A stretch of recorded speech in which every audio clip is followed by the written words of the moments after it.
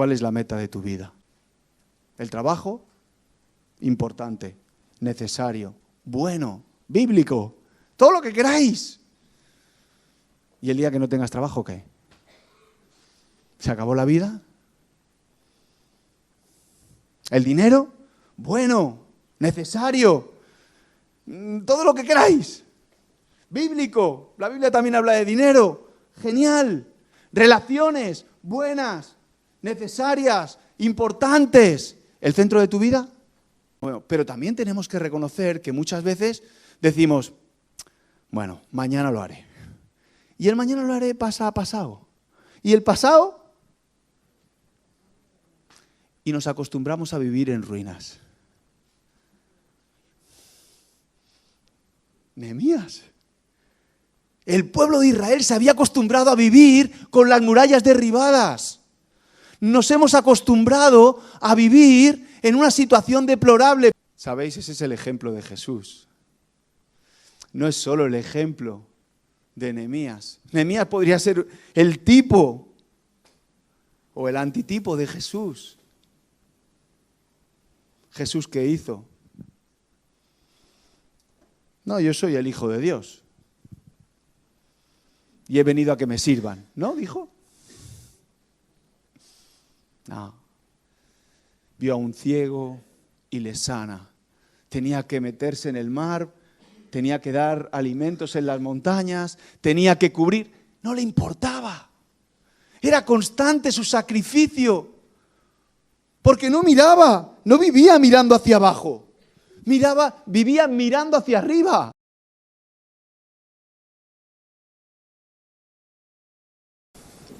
Ser iglesia en la iglesia. Y me vais a permitir que las dos sean en mayúsculas. Podría hablar de muchos temas y todos correctos, de ser iglesia, es decir, de ser familia de Dios en la familia de Dios. Incluso podría, como así intenté al principio o tenía pensado, en el local de las 4 paredes. Yo no sé qué piensas cuando vienes un domingo aquí, o vienes durante la semana, o qué finalidad. Bueno, vengo a cargarme las pilas. Podríamos decir que ser iglesia podría ser, pues, adorar a Dios. Perfecto, está bien, correcto, bíblico.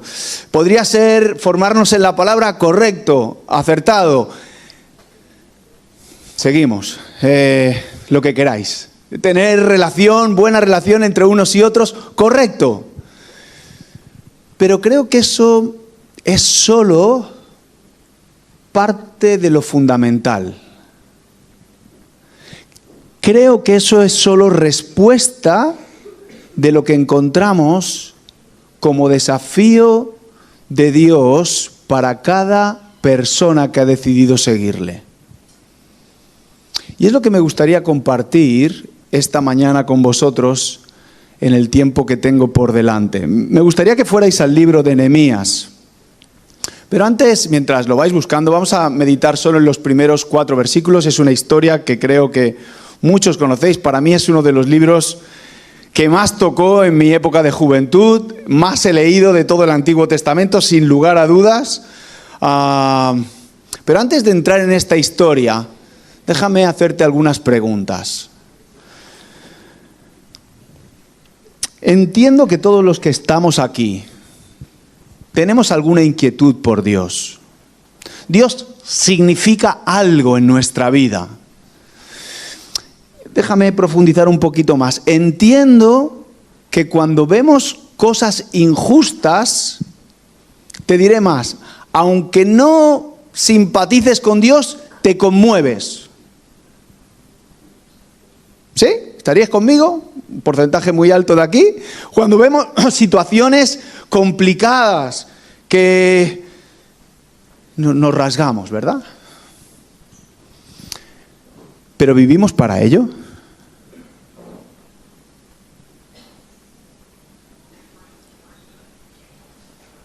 ¿Es el motor de nuestra vida?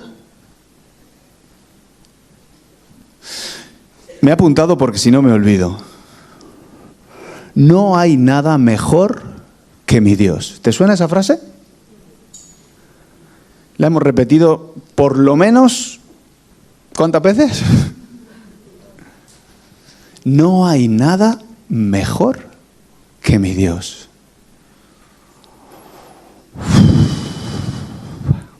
A mí me cuesta decir esto, ¿eh? Entiendo, y estaréis conmigo, que es un anhelo que tenemos ahí, que es algo que no lo estamos diciendo por decir. Queremos eso.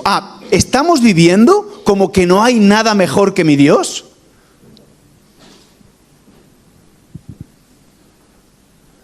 Porque el ser iglesia, el representar a la iglesia, porque somos representantes de Dios en la tierra, tiene que ver con eso. Ese es el motor. Vivir como aquellos que deciden seguir a Jesús. ¿Cómo reaccionamos cuando escuchamos noticias desalentadoras? ¿Solo nos preocupamos? Entiendo que indiferencia es difícil, pero a veces oímos tantas que llega un momento que no queremos. Vivimos tan rodeados de situaciones difíciles que nos hemos acostumbrado.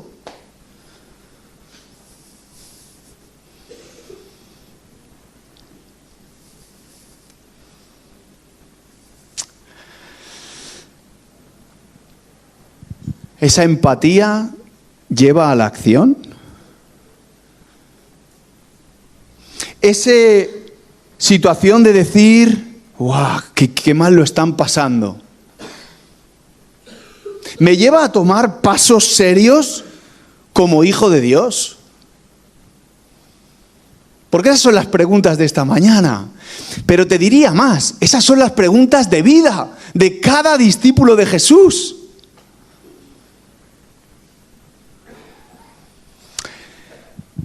¿Qué es lo más importante en tu vida? ¿Sabéis? Hablaba con una persona esta semana, me decía, mira, Dani, yo quiero hacer dinero. Mi vida... Y amo a Dios, una persona súper... ¿Y está mal? No está mal. Pero es el centro de su vida. Solo generar recursos.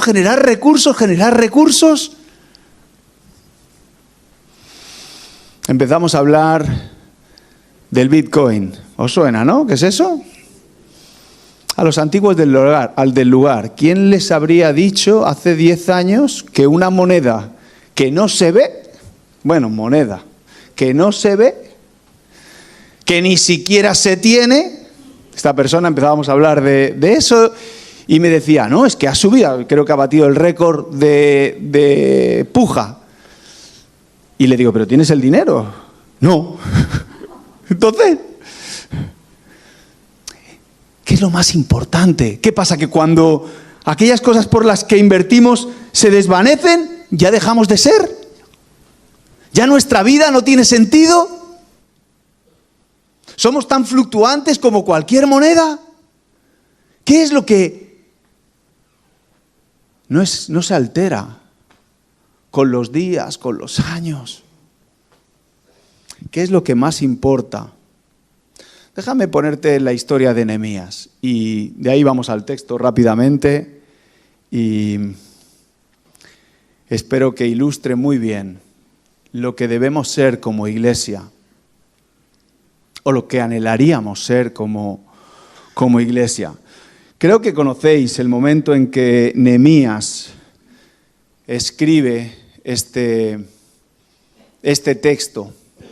El pueblo de Israel, sabéis que alrededor del 722 el pueblo de Dios se divide en 12 espacios, 10 en el norte, 2 en el sur. En el 722 el reino del norte desaparece. Ahí vemos a profetas constantes como Elías, Eliseo, Jonás, Nahum. Vemos la parte del sur y cómo ese pueblo es destruido por los asirios y van a pasar 70 años de cautiverio en Babilonia, y ahí vemos a profetas que encontramos en la Biblia, como Daniel, Ezequiel, parte de Jeremías.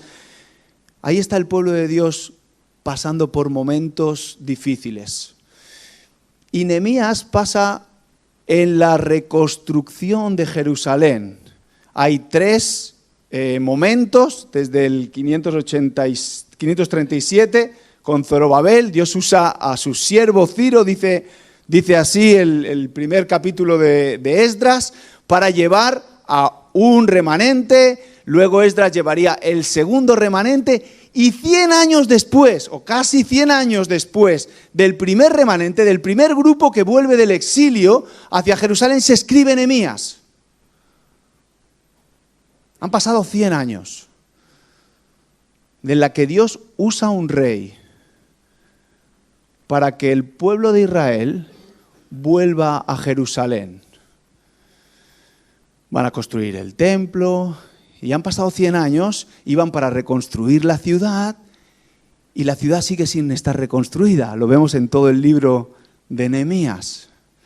Pierden el foco, pierden el eje de sus vidas, y ahí vamos a ver diferentes profetas que van a estar constantemente hablando.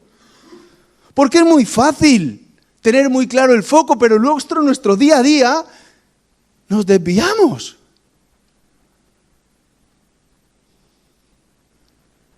Ahí vemos a Nehemías. Me encanta porque Nehemías me pone en mi realidad. La de hoy. No sé la de años atrás, ni sé la de aquí unos años. Pero mi realidad a día de hoy. ¿Cómo somos como iglesia? ¿Qué problemas tenemos como comunidad? ¿Sabéis lo que era Nehemías? ¿Vamos? Vamos, va, que lo sabéis. ¿Qué era Nehemías? ¿Qué significaba ser copero del rey? Era un alto de mucha influencia. O sea, no se le daba... el copero no era el sirviente. No, era alguien de máxima confianza para el rey. En sí hay quien dice que podría ser el segundo ministro. Es decir, alguien en el que depositaba, porque por él y por su equipo pasaban todas las copas de vino, y el rey era una persona muy...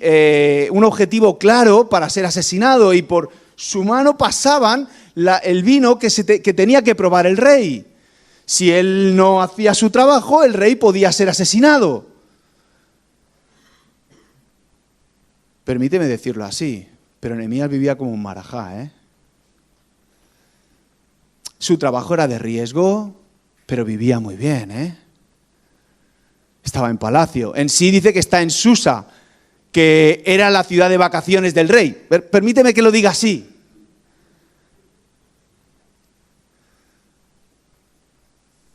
Fijaos lo que dice, acompañarme al libro de Nehemías. Voy a volver a leerlo. Dice, vamos a leer solo del 1 al 3 ahora. Estas son las palabras de Nehemías, hijo de Jacalías.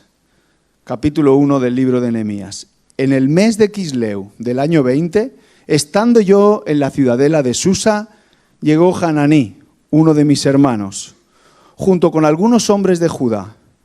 Y entonces le pregunté por el resto de los judíos que se habían librado del destierro, y por Jerusalén. Y ellos me respondieron: los que se libraron del destierro y se quedaron en la provincia están enfrentando una gran calamidad y una humillación. La muralla de Jerusalén sigue derribada. ¿Nos ponemos en la piel de Nehemías? Nos ponemos en la situación. Nehemías habría garantizado su éxito laboral,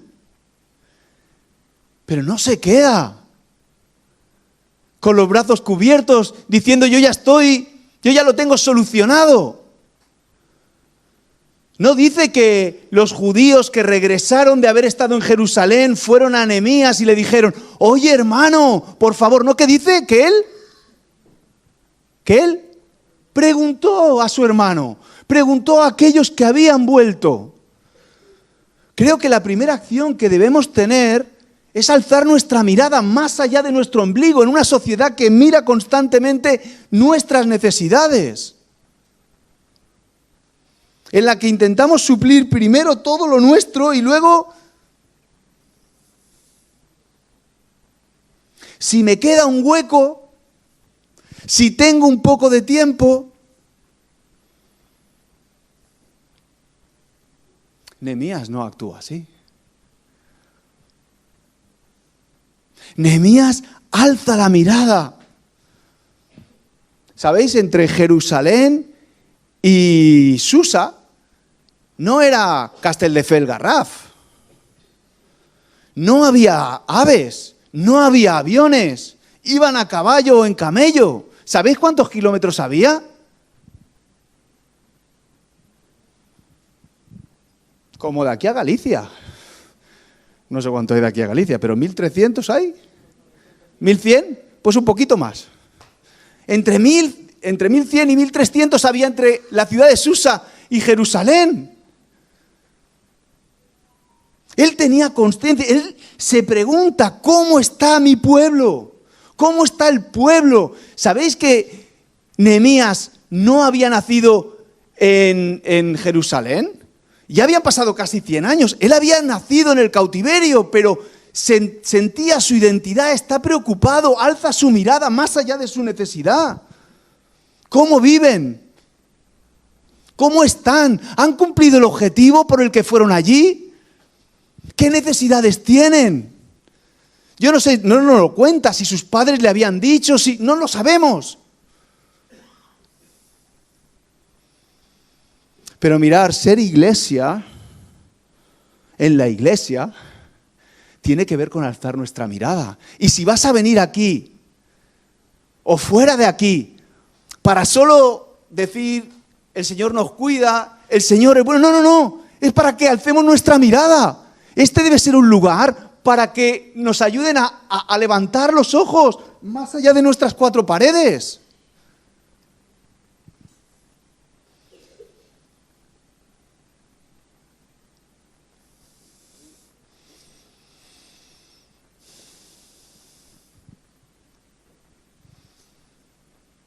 ¿Sois conscientes de que, y leía esta semana pensando en lo que tenía que compartir, de cuántas noticias destruyen los valores de la Biblia en nuestro alrededor?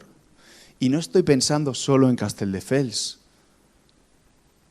Dorcas nos desafiaba la semana pasada a mirar más allá de la ciudad.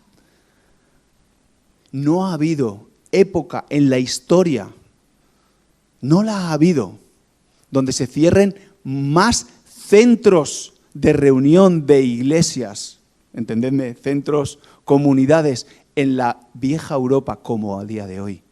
No ha habido época. ¿Y qué hacemos? No, pero nosotros estamos bien. Nosotros estamos bien.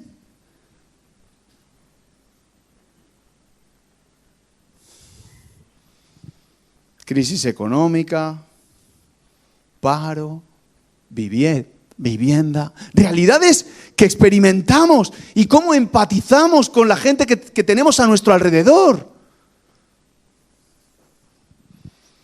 Cuando ves un panorama así, solo nos rasgamos las vestiduras, pasamos página muy rápido. Nos preocupamos porque la iglesia debe ser sensible a las necesidades de todo lo que pasa alrededor y más allá.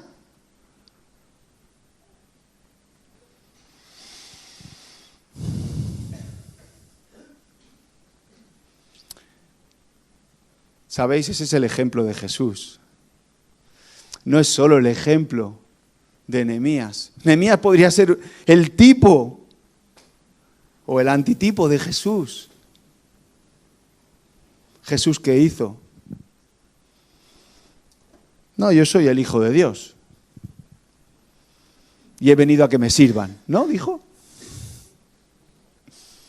No. Vio a un ciego y le sana.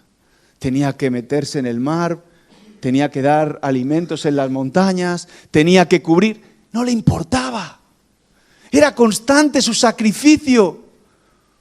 Porque no miraba, no vivía mirando hacia abajo. Vivía mirando hacia arriba. Constantemente. No pensando en el precio que tenía que pagar. Porque su precio fue infinito y lo acabamos de recordar, hasta su propia vida.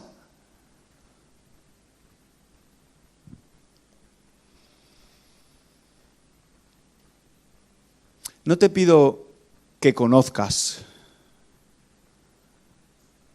el contexto en el que vivimos, pero sí creo que la Iglesia no puede parar de hacerse preguntas de cuál es el contexto en el que vive.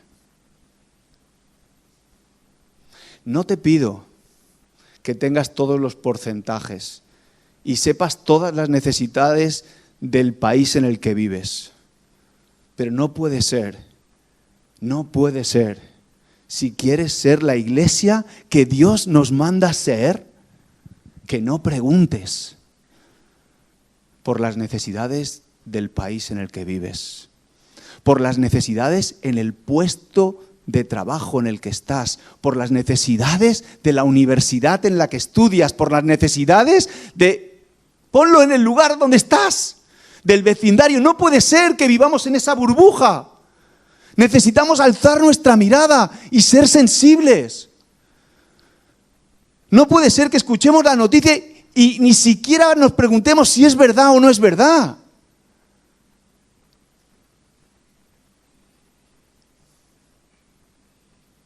Debemos estar constantemente alzando nuestra mirada, preguntando, investigando.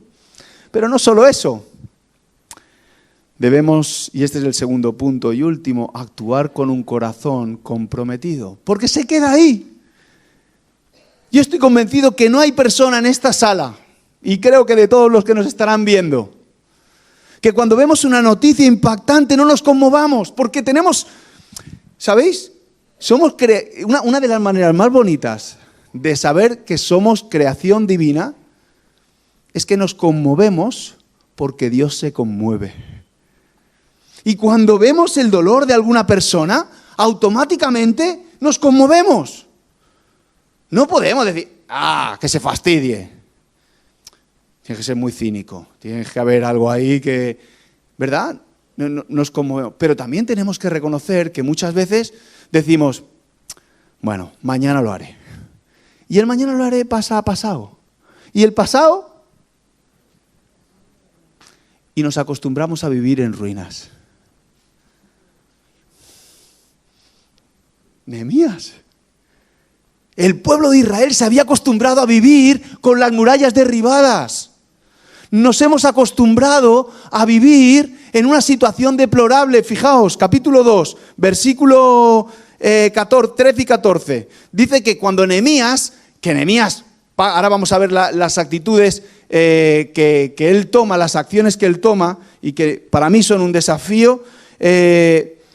Versículo 2, 14, fijaos la situación, dice que llega a Jerusalén y por la noche, cuando nadie le ve, sale a caballo. Versículo 13, esa noche, capítulo 2 de Nehemías, versículo 13, esa noche salí por la puerta del valle, hacia la fuente del dragón y a la puerta del basurero. Inspeccioné las ruinas de la muralla de Jerusalén y las puertas consumidas por el fuego. Y después, dice Nehemías, me dirigí hacia la puerta de la fuente y del estanque del rey. ¿Y qué dice? Había una autopista plana. Me pusieron el metro. ¿Qué dice? Iba solo a caballo y no pudo pasar. O sea, era tal el desastre que estaba viviendo que no podía pasar. Pero es que llevaban así años y años y años. Habían ido a restaurar eso y estaba igual. Nehemías tuvo que dar la vuelta por otra puerta porque no podía pasar. Y a veces es que vivimos en esas ruinas y decimos, ¿quién lo hará? A ver si cambian al alcalde. A ver si cambian a los políticos. No, es que yo no tengo el dinero suficiente.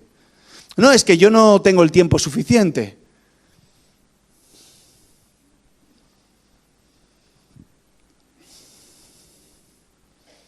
Nehemías no le importó nada eso, porque no lo tenía.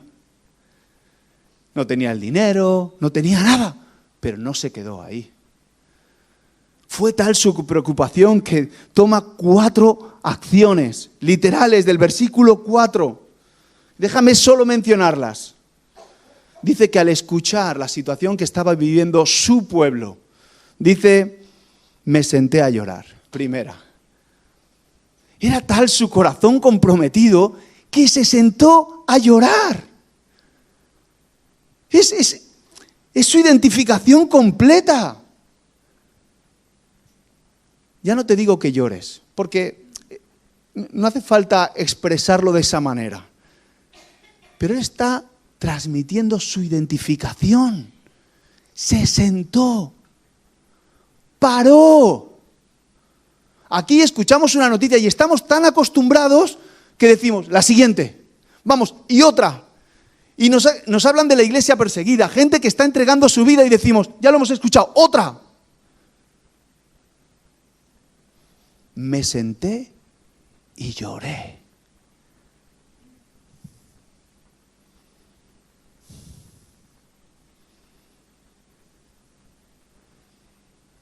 Si yo os digo que solo el 1,4, pongamos el 2% de los españoles,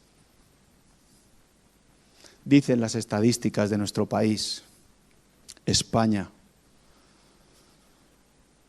conocen a Jesús, el 2%, es decir, 2 de cada 100.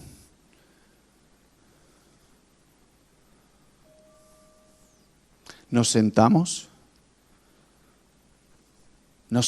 para pensar lo que estamos diciendo.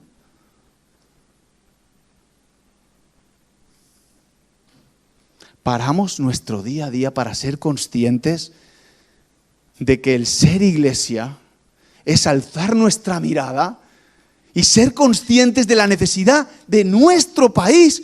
Pero más aún, podemos ir a países que aún es menor.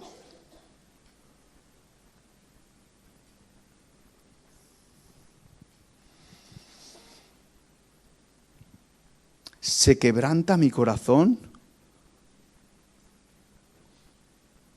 con lo que quebranta el corazón de Dios? Porque, ¿sabéis? Acabamos de recordar que Dios da a su Hijo no para que tú y yo vivamos mejor, que está bien, que Dios quiere que vivamos bien, pero no lo da para eso. Lo da para que la gente le conozca, para que la gente restablezca su relación con el Padre, para que más personas conozcan a Jesús.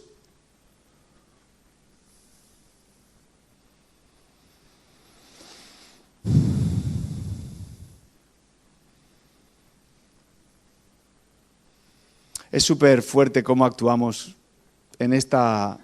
No digo todos, pero te cuento cosas que me pasan a mí y lo cuento porque es mi vida muchas veces. Pero a veces me paran a contar algo que es sumamente serio. Sobre todo hago esto con los más cercanos, ¿no? Con la gente mía. Y tienen una carga especial por el tema que sea. Y están hablándome de su carga y yo digo, ¿y mañana llueve o no llueve? ¿Habéis puesto la lavadora o no habéis puesto la lavadora? ¿Habéis recogido el cuarto o no habéis recogido el cuarto? ¿Entendéis por dónde voy? Vamos tan rápido que no somos capaces de parar. Hay una persona que quiere cautivar mi atención ante una necesidad. He leído el Padre Nuestro. Y no lo he hecho porque me guste, que está bien. No. Que tu reino venga. Hágase tu voluntad. Señor, queremos que reines completamente. Es mi oración, debería ser mi oración constante. Y mi día a día, mi anhelo. Lo primero que hace es sentarse y llorar. Segundo, hace duelo. Esto lo tengo que decir porque si no, son de esas cosas que, especialmente cuando fallece alguien. El duelo lo hacemos cuando tenemos una pérdida, normalmente.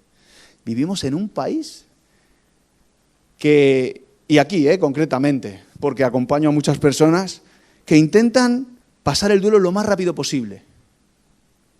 O sea, ahí he tenido la oportunidad de ver cómo se pide a la familia que ni 24 horas de duelo con la familia. Y yo digo, para, déjale que se lo piense. No, porque no tenemos espacio, no tenemos... Oye, pero aquí mandamos nosotros, no tú. O sea, ¿hacemos duelo? Y digo para una pérdida física, pero lo que está en juego es mucho más allá. Son almas. Son propósitos de vida. Nehemías hace duelo. Hice duelo por algunos días. Si nos fuéramos al capítulo 2, versículo 1, veremos que Nehemías pasa 4 meses en esa relación constante. No sé si lloró todos los días, pero no fue ya está, no pasa nada. No. Se sienta, llora y no podía levantarse sin pensar en eso un día más. Buscando posibilidades. Bueno, si solo hace falta seguir la historia. Estando atento a la puerta que Dios abría. Ese es Nehemías. No solo alza la mirada, sino que se compadece. Está dolido por largo tiempo. Hasta el punto que, dice la siguiente acción que hace, que, vamos a seguirla, es literal, ayuna. Mira, yo tuve que hacer ayuno hace poquito. Mi GPS me metió en una encrucijada y yo digo, ¿ayuno ahora? ¿Me vais a meter aquí? Fue tan bonito. Fue tan bonito. Hacía tiempo que no veía obrar a Dios de esa manera. Hacía mucho tiempo. A algo muy concreto que le pedía a mi GPS que orara y por el cual estaba llorando sin parar. Y a veces hablamos de ayunar, de quitar una comida, pero yo no solo quité algunos días de comida, me quité de las redes sociales, de mi tiempo de deporte, me quité de cosas para concentrarme en aquello que quería derramar delante de Dios. Era mi preocupación y ese es Nehemías.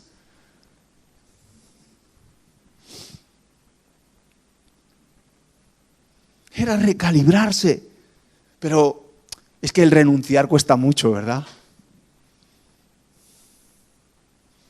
Y volvemos a el ego, a lo que es mío, porque el tiempo también es mío, ¿no? Hasta que nos lo quitan todo. Y no nos damos cuenta de que nada de lo que tienes te pertenece. Nada. Se sienta y llora, hace duelo, ayuna y acaba manteniendo una relación de cercanía con Dios. Se pone a orar y todo el resto del capítulo es su oración. Es su oración a Dios, habla con Dios, busca su guía, solicita ayuda, se da cuenta de que en medio de esa circunstancia quien va a poder obrar es Él.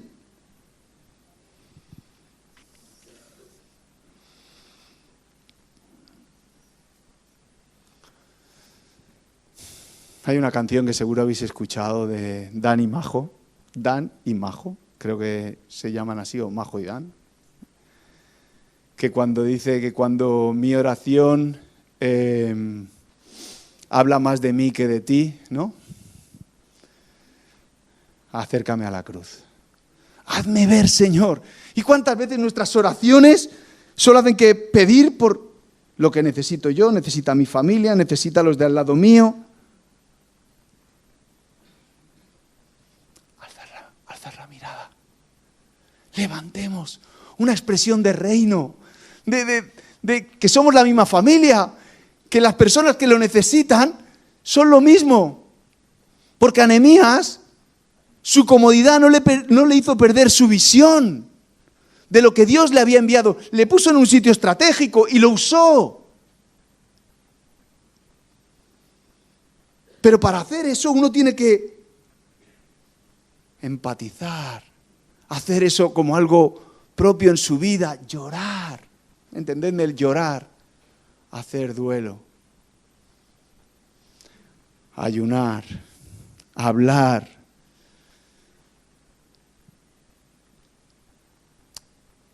Y sabéis, si yo dijera que era lo más importante para Nehemías en su vida y nos quedáramos aquí, te diría que esto lo hacen muchas personas que no conocen a Dios. Hay personas que miran más por el prójimo que a veces la misma iglesia. Desgraciadamente, pero es así. Hay personas que viven ayudando y viven para ayudar. ¿Sabéis? Y ese es la esencia, el motor, lo que mueve a Nehemías. ¿Sabéis lo que más le importa a Nehemías? ¿Cuál era el motor de su existencia? ¿Qué es lo que le impulsa? ¿Qué es lo que le hace preguntar por Jerusalén? Porque ese es el eje de toda la historia. Ese es el eje de ser iglesia en la iglesia. Capítulo 1, versículo 11, perdón. Dice, Señor, te suplico que escuches nuestra oración, pues somos tus siervos y nos complacemos en honrar tu nombre. Y te pido que a este siervo tuyo le concedas tener éxito y ganarse el favor del rey. Antes de esa frase dice, pues somos tus siervos y lo que me complace, dice en el original, mi mayor deseo, ¿cuál es? Honrar tu nombre. Para Nehemías, por encima de cualquier otra cosa, por encima de cualquier acción, lo que le motivaba, el motor que le impulsaba, era honrar a Dios, dar toda la gloria a Dios. Y entonces cuando uno empieza a dar pasitos, dice, no tengo dinero, no pasa nada. Yo honro a Dios. No lo hago bajo mi dinero. Lo hago bajo el dinero del rey. No tengo fuerzas para hacer esto. Tú conoces mi agenda, Señor. Pero Él lo hizo para glorificar a Dios. Cuando vemos cosas injustas, cuando vemos situaciones que no entendemos, decimos, Señor, no lo hago por mi nombre. No lo hago bajo mi... No. Lo hago para honrar tu nombre. Porque lo que está en juego no soy yo, eres tú. Es que yo te represento a ti. Nehemías fue en nombre de Dios, dio la gloria a Dios en cada una de las acciones. Y sabéis, es tan bonito porque Dios ha ligado su gloria a la bendición de su pueblo. ¿Me estoy dando a entender? Dios ha vinculado que te vaya a ti bien con su nombre.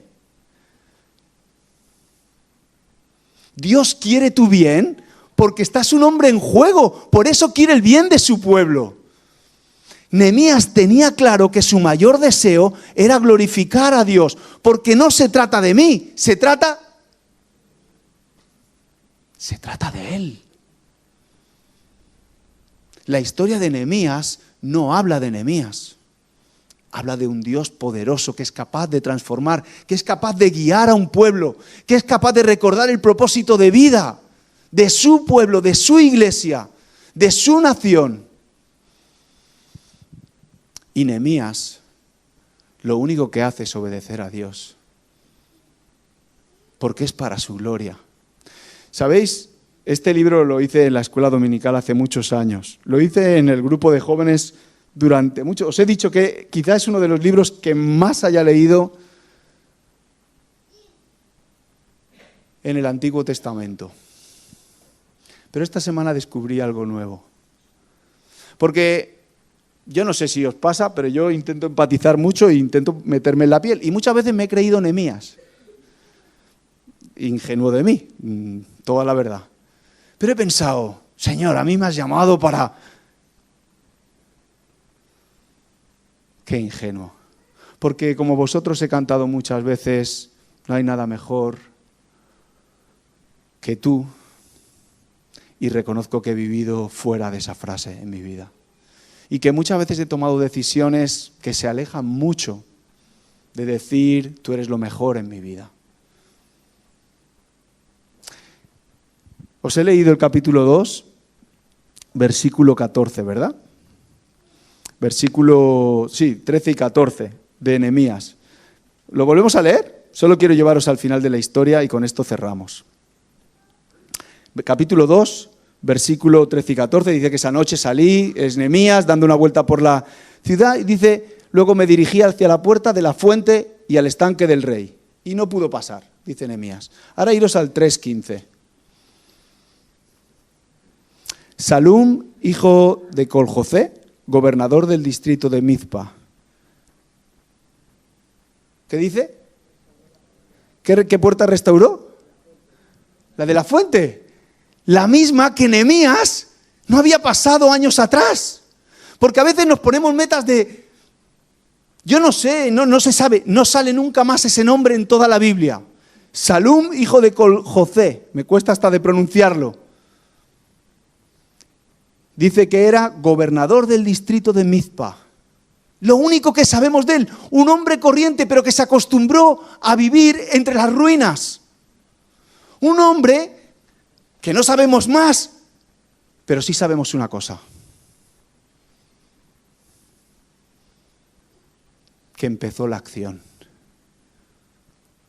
de lo que Dios quería para su pueblo. Empezó a moverse. Posiblemente, no lo sabemos, vivió año tras año intentando pasar por esa fuente, por esa puerta, la de la fuente. No lo sabemos. Y eso pasa muchas veces con nuestras vidas. Cosas que decimos, bueno, pues esto ya lo haré. Esto que han compartido, hay tantas cosas primero. Me encanta. Me encanta porque reconstruyó la puerta de la fuente y empieza a dar detalles. Y reconstruyó también el muro del estanque de Siloé, que está junto al jardín del rey, hasta las gradas que llevan. Va. Porque una cosa nos lleva a otra. Vemos, porque no es para nosotros, es para la gloria de Dios. Es para la gloria de Dios. Yo te animo. Te animo. Y no es casualidad que nuestro lema, ¿cuál es? ¿Cómo empieza? Amamos a Dios. Mirad, preocuparnos por las personas lo hace mucha gente. Pero no lo hacemos porque sí. Lo hacemos porque en primer lugar, por encima de todas las cosas. Porque hay veces que a mí me apetece amar y preocuparme de las personas. Pero hay veces que no me apetece. ¿O vosotros siempre os levantáis queriendo preocuparos de las personas? Pero lo hago y me levanto, Señor, no sé con quién me voy a encontrar hoy, pero ayúdame que hoy pueda dar gloria a tu nombre. Hoy quiero amarte a ti y quiero que se refleje a través de cómo amo a las personas.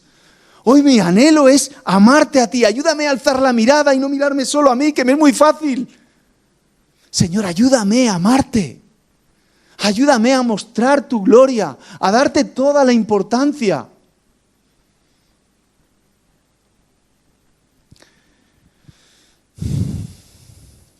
¿Cuál es la meta de tu vida? El trabajo, importante, necesario, bueno, bíblico, todo lo que queráis. ¿Y el día que no tengas trabajo, qué? ¿Se acabó la vida? ¿El dinero? Bueno, necesario, todo lo que queráis. Bíblico, la Biblia también habla de dinero, genial. Relaciones buenas, necesarias, importantes. ¿El centro de tu vida?